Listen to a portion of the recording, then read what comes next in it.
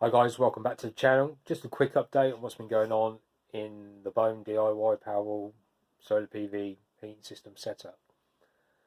We're still on lockdown. I actually went back to work today, the first time in 7 weeks I've actually been back to proper work. Started a heat pump install today for a client under a contracting basis. So didn't quite really enjoy it today. Took me a while to get back into my rhythm, but now it's sort of 6:30, 7 o'clock of the evening. I've come home, I've had my tea, I've settled down. I sort of picked up things quite quickly again. I still remembered how to use spanners and screwdrivers and impact drivers and levels and everything else, and how to solder pipe. So that was all good. So I think I'll be all right. But yeah, just a quick update. Last time we spoke, I was talking about having to rebuild my pack, my first pack again, because I'd had some balancing issues, BMS issues and everything else. I'm still currently waiting on a BMS, but let's turn you around and get you on the pack and see where we're going. Okay, so now this is my new current setup. It's the same, all the same batteries that were in my original pack of 280.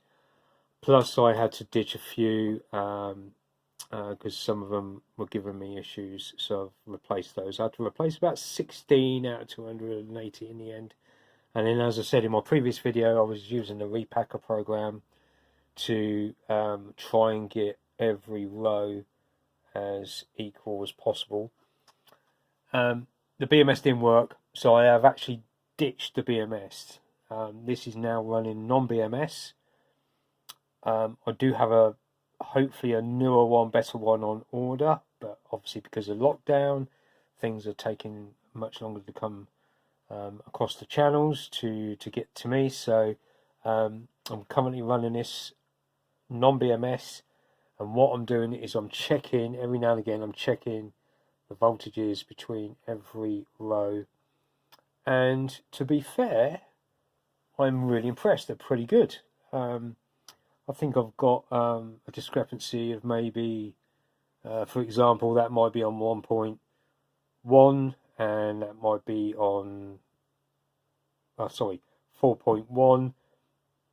That might be on 4.25. So there may be like a 15 millivolt discrepancy. So I'm quite happy with that at the moment. It's been in operation for about 4 or 5 days now. We are constantly getting over 2 kilowatts out of this pack a day now, quite happily, of power. I've actually got it set up to about 16 amps discharge on the inverter, but today we've produced 6.9. I don't know if it will tell me anything on the battery side of things. Charger yield, yeah, let's look at the charger yield. So today that battery pack has yielded me 2.5 kilowatt hours today. We are having exceptionally good weather in the UK at the moment. It is May now, just early May, and we are having some really good weather. So as I said, I'm getting over 2 kilowatts out of this a day. So going over to the screen of looking at the setup. So this is now looking at my solar inverter. So here we can see that at about 5:30, 5 o'clock, the sun starts coming out. Let's hopefully get a bit more light. Readjust itself. Let's swap hands. For some reason that seems to make a difference. Yeah, there you go. So in the morning, as the sun comes up, so this is the battery is now flattened. We've depleted it yesterday evening. The sun comes out, and then the PV panels get hit, which I have now upgraded, by the way. I've put an extra 3 panels on my northeast facing roof. So I've got about 1.6 kilowatts on that side now. So as soon as the sun hits those panels, it starts to charge the battery. This is me like putting the kettle on, making a cup of tea in the morning. I think, yeah, that's the tea again or something, or the dishwasher. So as you can see, the battery's starting to charge.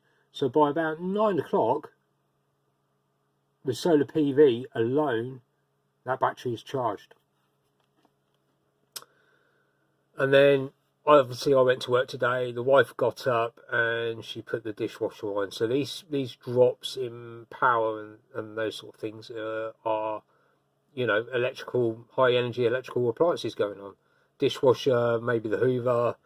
My wife said she'd done a bit of washing around lunchtime, so it really dropped back. Took a chunk out the battery around lunchtime.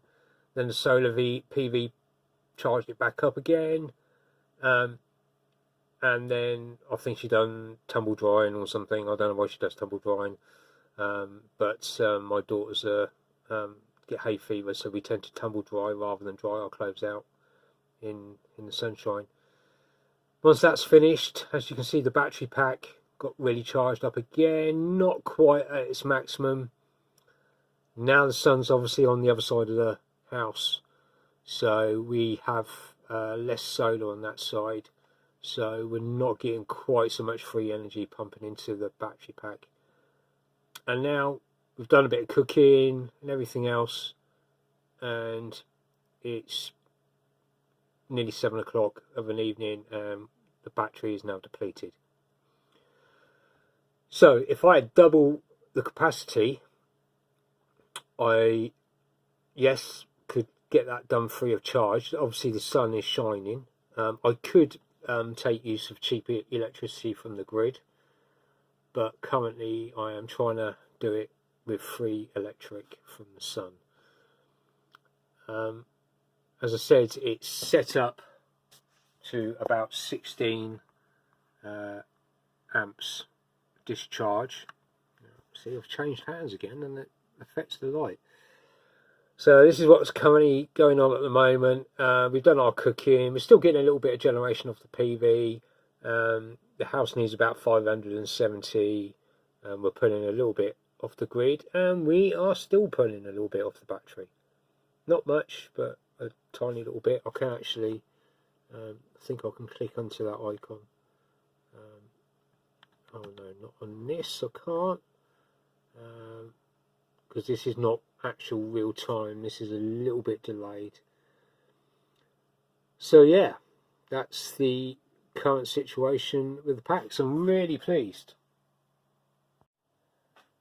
So as you can tell, we are making use of the energy from the sun. We are still exporting. You know, once the battery's charged, if no one's using the energy, especially when my wife and I properly get back to work after this COVID thing is finished, hopefully we'll finish. During the day, we are not using energy, hardly anything at all. So I'm looking to invest in a solar diverter that can start putting energy into one of my immersions, and I'm going to start talking about that on my next video about what I'm going to plan to do with my system. Hopefully you'll find that interesting. Thank you for watching. Please subscribe, leave comments below, ask questions you want to like, and I will speak to you soon. Many thanks for watching. Cheers now.